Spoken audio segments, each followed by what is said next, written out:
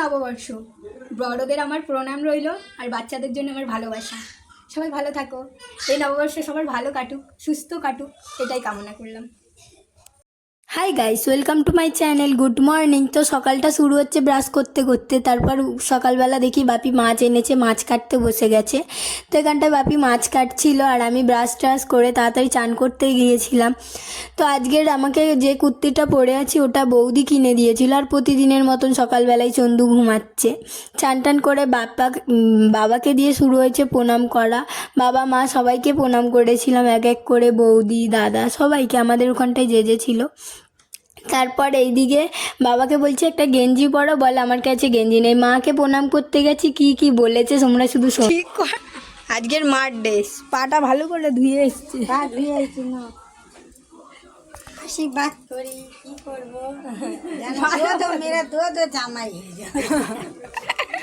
উল্টো পাল্টা। সবাইকে প্রণাম করাচ্ছি, এদিকে সবাইকে।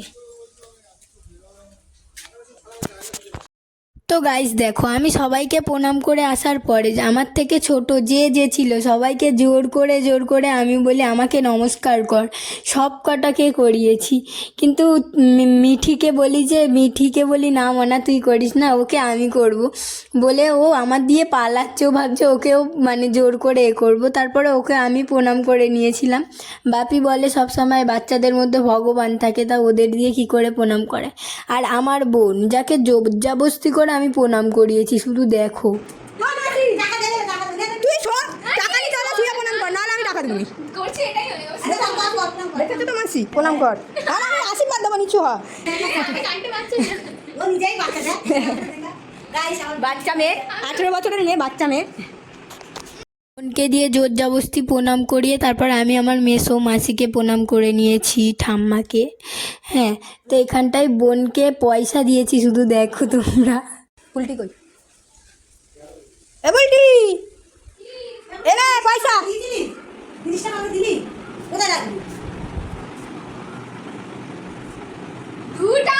যেরকম বললাম সেরকম পয়সা, তুই তো শুস নি। আমি তো এখন চন্দু করবে নতুন জামা, দেখো ক্যালি আছে জামাই, আবার ক্যালি।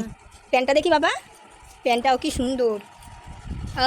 ন্যাংটু তাকাও এদিকে, টুকি টুকি তাড়াতাড়ি রেডি হয়ে যাও। টুকি বদমাসি করছো কই গো, আমি দেখি।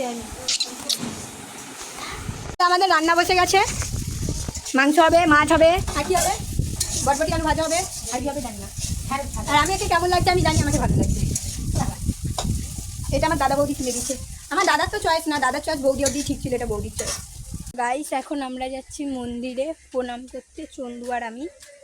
বৌদি আগে করে এসেছে, এবারে আমরা যাচ্ছি। কি বলছিস তখন দিয়ে?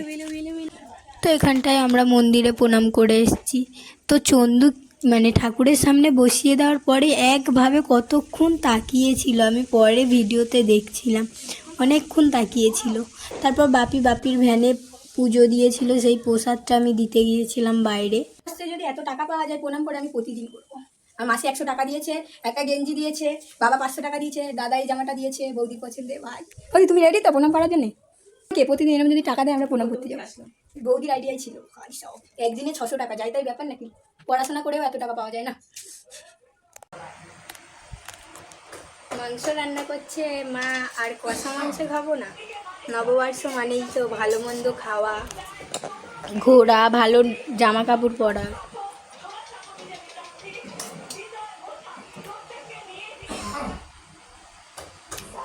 আজকের এখনো অবধি ভালো যাচ্ছে।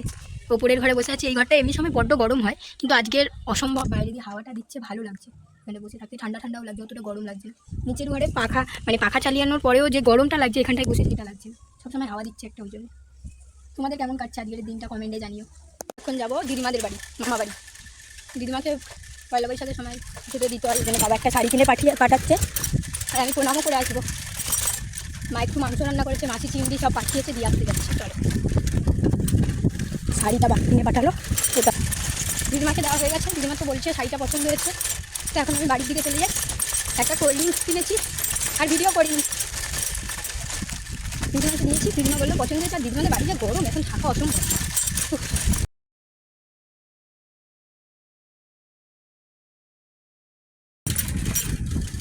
তো গাইস এখন আবার যাচ্ছি মামা বাড়িতে। মানে আমার দিদিমা আসলে এমনিতে আমরা বাড়িতে থাকি না, 15 দিন ওখানটাই চলে যাই, যাই না, যখন দিদিমা আসে তখনই যাই, মজা হয়। মা বাবা চলে গেছে, এখন আমি যাচ্ছি।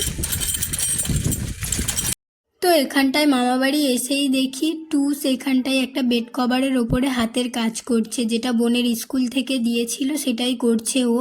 ওর হাতের আঁকা খুব সুন্দর। তারপর আমি ফুচকা খেতে এসেছিলাম, ওদের সবাইকে জিজ্ঞেস করেছিলাম, কেউ আসবে না বললো বলে আমি একাই চলে এসেছি। আজকের পয়লা বৈশাখ বলে কথা, যার যেটা ফেভারেট কাজ সেটা তো করবেই। আমার ফুচকা খেতে খুব ভাল লাগে, তাই ফুচকা খেয়ে নিলাম। আর খুব ঝাল লেগেছিল বলে একটা ডেয়ারি মিল্কও কিনলাম। খেয়ে দিয়ে বাড়ি গিয়ে দেখি, মামা বাড়ি গিয়ে দেখি টুসের কাজটা কমপ্লিট হয়ে গেছে। ওর হাতের কাজ খুব সুন্দর। হ্যাঁ, তো বোন বলছিল পুরোটাই করতে, আমি বলি না, একটা দিকেই বেশি সুন্দর লাগছে। তারপর বাড়ি এসে ভাত খেতে খেতে আজকের ভিডিও শেষ করছি। Okay bye, good night, thanks for watching, by.